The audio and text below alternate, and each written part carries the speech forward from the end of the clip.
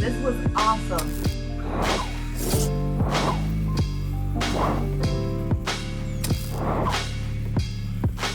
Thank you for tuning in.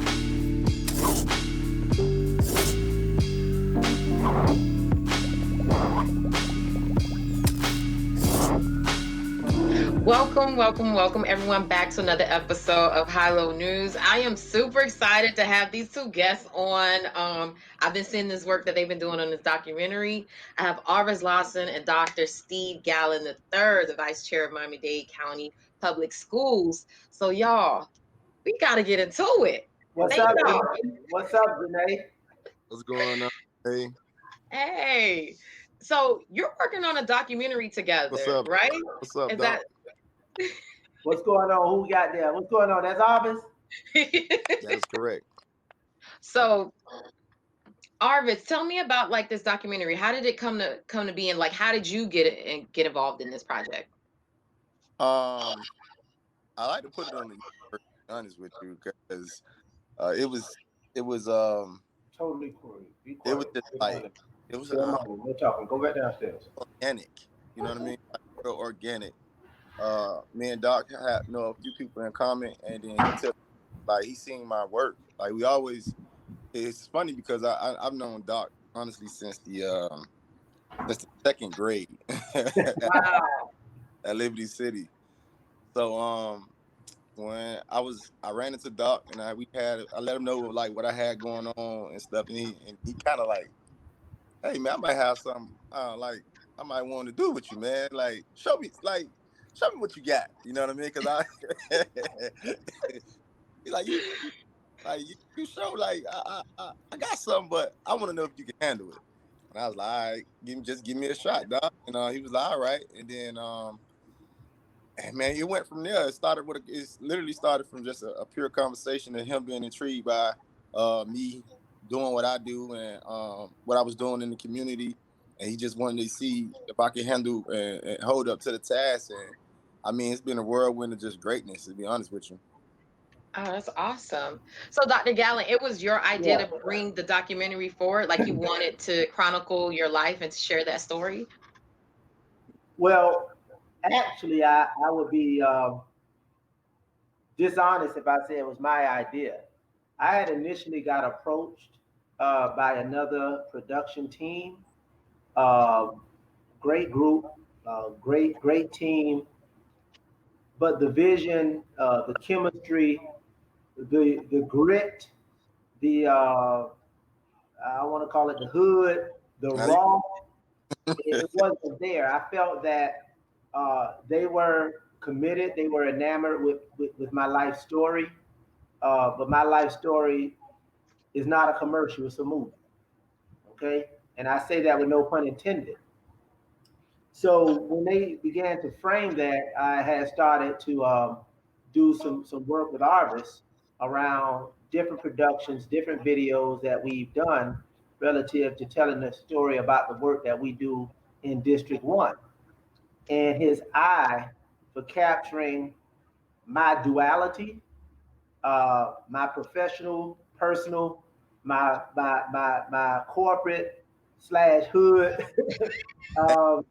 He kind of had the eye to capture who I am. And really what I say in the trailer, you are who you are. Your DNA transfers from one scenario to the next. And he was able to capture that through different videos and vignettes in those various moments. So I was actually on the cusp of executing and agreeing to the agreement with this other team. And it's just something in my spirit wasn't there in terms of my conviction that they could really capture the essence of who I am. And Arvis was able to push as a director, pull some things out of me that take me to places I didn't care to go, hadn't gone since I was a kid, since I was an adolescent. And he was able to do that in a way that I was comfortable, that I didn't have to feel embarrassed or shy or overly regretful about the nefarious things that my life had experienced. And then lean into the light that journey has now brought me into. So uh, he was a powerhouse, and on one of the second days of shooting, he said, "I'm waiting on somebody," and then up pulls James Munch, and I was like screaming, like, "Whoa, Yeah. we about to go!" Yeah. Like, Tell him. no, I like, did. come on, I like, did. you know, we gonna try to keep it uh, language appropriate, but I mean, these two Oh, we young guys. cuss over here. I'm talking about in the production because we want that to be a story that young people and young men specifically can see. Yeah. We say Okay. the chemistry on a personal level, chemistry on a professional level, the chemistry on the hood, on Yeah. the block level between these two guys, and I mean James Munch the second is a genius. Yeah. He Yeah. is That's an editorial, editing, researching genius. Yeah, yeah. he's He's able good. to tell that story and put my story against a backdrop of what is happening in the community, what is happening around the state, and quite frankly, what happened and continues to happen sadly around the nation. So they allowed me to executive produce some of the pieces because they understood they had to tell it, but it was my story. Right. And that's how that relationship was born. And we're very proud at this particular time that we have actually completed. And I said on the post, we made a movie, y'all. You know, top of the day, we made a movie, y'all, and we actually have a full production, about 53-minute documentary, and that's pretty extensive for a documentary.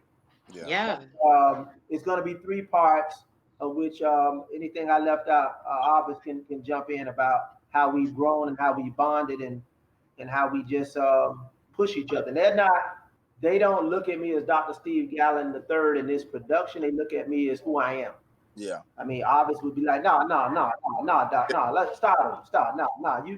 There's more to that story, man. No, man. When you Wow. tell that story, that story, go back there. Go Yeah. take me to that kid who was 9 years old. Talk to me.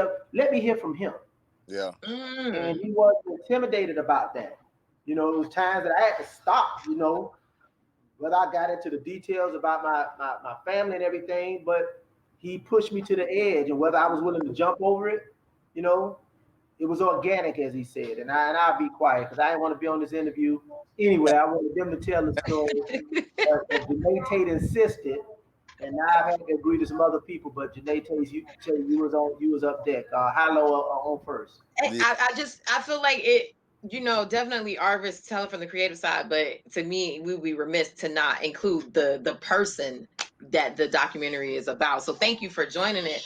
Arvis, let me know what You know, what that what so, that process was like when you were filming. Like what do you think people you know, will be shocked to learn about Dr. Gallant, and what were you shocked to learn about him? I mean, it's funny because we went and met with when me and James we went and met with uh some of the people that helped create mold Dr. Gallon, Mr. Walpole, and Mr. Kuntz, Dr. Kuntz. Like it was like I see what Steve sees in you. Like you remind him of himself. And Mm. I kind of had that same energy when I met Doc.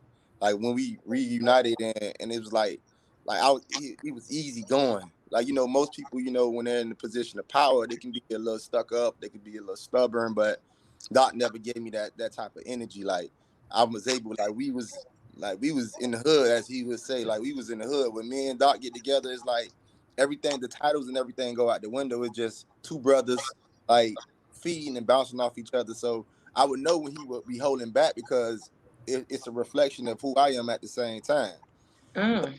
So what a lot of people was gonna learn about this documentary is that like Doc a real one, boy. Like we was in some situations, we was in the hood in some situations, and and Doc held his own like on several occasions, and I'm like, yeah, solid. Like it's Please tell me that is in the documentary. Did that make the final cut? better than some of the things, but Doc certified, man, like extremely certified. Like anything he say he could actually stand on, and that's important. And people can feel that, you know what I mean. And that's what I wanted him to understand is like people could see your like you, You know, you like, and he has, he's a comedian at the end of the day. Like, he blends very well, man. Articulated, extremely smart. He gonna give you some gems and jewels, but at the same time, he's gritty. Like, if it's there, it's there. Like, and that's what you're gonna see. You're gonna see that, like, his double side. He's just like us. At the end of the day, his story is so powerful because you would think him being in the position that he's in, that, oh, he was a straight A student and he had, that shit was real. That shit was real, boy. So No, I think that's the great thing about Dr. Gallen's story is like how relatable he is, and that's one of the things that I've always admired about him. When you, like you said, compared to other people in his positions, other influencers or politicians, like he has a level of realness and rawness to him that's very relatable. So I think that'll be really cool to see on screen. Dr. Gallen, like, was there anything difficult about going back to those places that you grew up and going to places that help shape you to be the man that you are? Like, can you talk to us about that process? Yeah, yeah. Obviously, part one starts with it's called The Zone. The documentary is going to be presented in three parts. Part one is The Zone, from my childhood through adolescence to graduation from high school and into college, and the hurdles that I had to overcome, both personal hurdles and social hurdles. And within The Zone, that's what we had. We had a somewhat middle class family. I would say lower middle class family, working family, residential neighborhood by Jumbo's, Victory Homes, The Village, Liberty Square, Scott Projects. All of those were in relatively close proximity, but we lived in homes on a block. So one of the difficult things about making that story, and that really was a gut punch to me, was how many people were not really around to tell that part of the story. My parents are gone. My brothers are disengaged or disconnected. Uh, and I was not always one that subscribed to the tenet of blood being thicker than water. I was close to the people in the hood on the street. My loyalties lie there. So in the trailer, it says your DNA helps you define your loyalties. That's my best friend, one of my best friends that I was standing with. That's dead. He got killed in the backseat of a car doing a drug deal, and we were close. That's him. The difficulty lied in the fact that a lot of those young men aren't here. The ability to take those obstacles, take those hurdles, and find purpose, find light in the midst of darkness is really what that story was about. And I hope that, we talk about it in church. You can't give a testimony until you had a test. So this is like a documentary that reflects a testimony that hopefully will inspire other young men and young people and Black folk to be able to rise above some of the challenges that we faced yesterday, today, and that we continue to face and catch hell tomorrow. Yeah. Arvis, what do you hope people take away from viewing this documentary? Like, what, you being the producer director, like, what are you hoping they take away? I hope that they can actually mimic and steal some of the things that he did. You know what I mean? Like, because so many young men and women go through life thinking that they aren't capable or they unable. And when you watch the documentary, you'll see that everything wasn't peaches and cream. You know what I mean? Like, everything wasn't roses. Like, you have to pay attention to the signs, and he states that inside of the documentary. Like, you got to pay attention to the signs and be aware. You know what I mean? Some of his situations that he overcame are some of the things that's going on even now today. So if this young man can overcome his circumstance, you can do the same thing. So I hope that it empowers our community to understand that it came from a place of real. It's somebody that you can touch. It's somebody that you've seen. It's somebody that you know. So therefore, you can be influenced and you can ask the right questions because we're just that open. Whether it be from me, James, or Doc, I watch them. You know what I mean? Just stop and just give advice and just talk to people in the midst, and we just have to wait because he's that genuine. Somebody could be riding by in the car and stop, and Doc gonna give him his time and energy. So understand that we are just as you are, and you can overcome anything. That's dope. How long was this process from beginning to end? Or you Doctor, I'm still in the process, but how long was it shooting? For part one, For uh, all of it. Or are you still shooting? just shooting, yeah. Oh, okay. So how long have you guys been working on this? Um, I mean, obviously the pandemic. I think the yeah, pandemic was a major impediment because some of the shooting that is still scheduled is not even local. yeah, Uh, we're going to be traveling uh, to New Jersey. We're going to be talking and telling our story about that journey and how we came back, and God blessed us to be where we are right now. But the pandemic did have a significant impact on some of the filming and the production, but we persevered and we got through it. Part one is done, and part one is done. That's done. That's in the books. part So one. y'all started at the beginning of this year shooting? We started around March. Oh, wow. Was it around March? Yeah, we talked about it back in December. Yeah, that's right. We started. Yeah, we did what they call a pre-production. Yeah, Yeah. A story, laying out the story, and certain things we got to do. Yeah, because that was around that time. yeah, But we, you're That's right. We really started shooting just before. yeah. Yeah, that's really quick when you think of terms of like documentaries because Hey, we it, like well, that's what it's about. I honestly say like we hold each other accountable, and I say we because Doc is just as much a part of this thing as me and James is. Like Doc, man, Doc can hit you 2 a.m. with an idea. You get and me and James like Doc, bro. it interrupt you there. Be like, I was thinking about yesterday when I said this. Man, I think we should take that out. Yeah, and they'll be like, no, man, I think it's gonna stay in. yeah, And then he said, let me talk to Munch. yeah. Munch ain't answering the phone. I know what that means. They trying to leave it in. Man, people gonna feel a certain kind of way about this. Man, Yeah, that's your story, man. They gotta wait. They gotta yeah. wait around. They can't. This was that part of your life. They gotta live with it. They gotta deal with it. Mm. This is about people catching feelings. This is about the story. It is what it is. What it is. Yep. And that's the kind of pushback and level of objectivity that they brought to the table because it is a deeply personal story. And you think about people who were part of that journey, who were not a part of that journey, and who maybe even a part of your journey now, but that's not the season of your life they were a part of. Right. So those are significant decisions that one has to make, and these guys were on point about that because it is personal. And once it's done, it's done. Ain't no rolling it back. Once that genie is out the bottle, it's gone. And so if I say something, if I tell a story, if I share something that's deeply personal and has some level of exposure, it is what it is. It was what it was. But Yeah.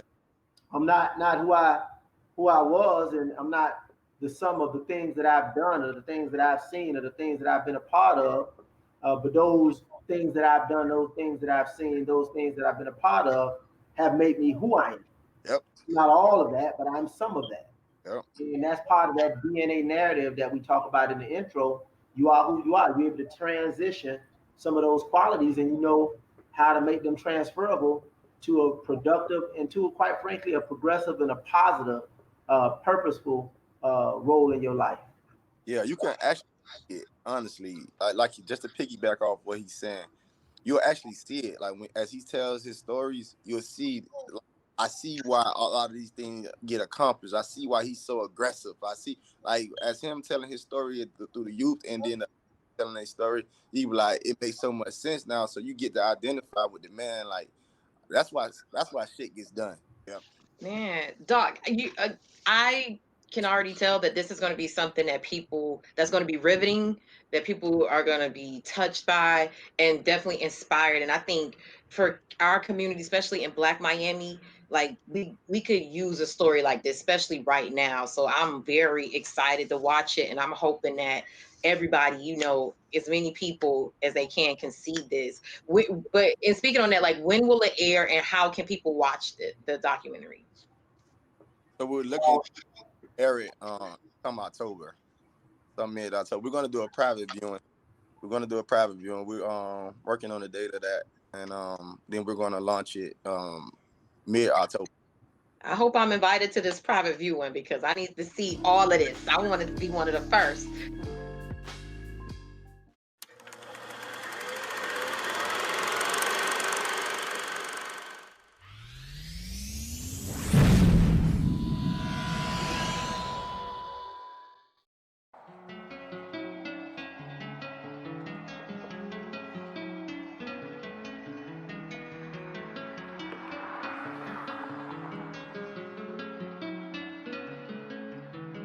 You're going to be who you are, whether you're in a pair of sweats and a t-shirt or whether you're in a tailor-made suit. The DNA of who you are as an individual doesn't change. It only transfers. So you transfer that DNA into the world that you're in, whether you're a professional, whether you're a politician, whether you're a public servant, whether you're a businessman, whether you're a street hustler, whether you're a gangbanger. That DNA and how you navigate through challenges, how you navigate through relationships, how you navigate through loyalties, and how you navigate the lessons that you learn in life, that does not change. A lot of young black men during that time lack purpose, as right now a lot of our young black men lack a sense of purpose. So it's not always an issue of poverty, it's a lack of purpose in one's life. And I think we, this generation, and through the telling of our own stories, have to give light and give lens to helping others develop a purpose as they navigate through the challenges of what it is to be black and male, and what it is to avoid the pitfalls of poverty, prison, or an early death. And I've been able to do that throughout my life, despite some of the challenges that I faced both as a young man and even into adulthood.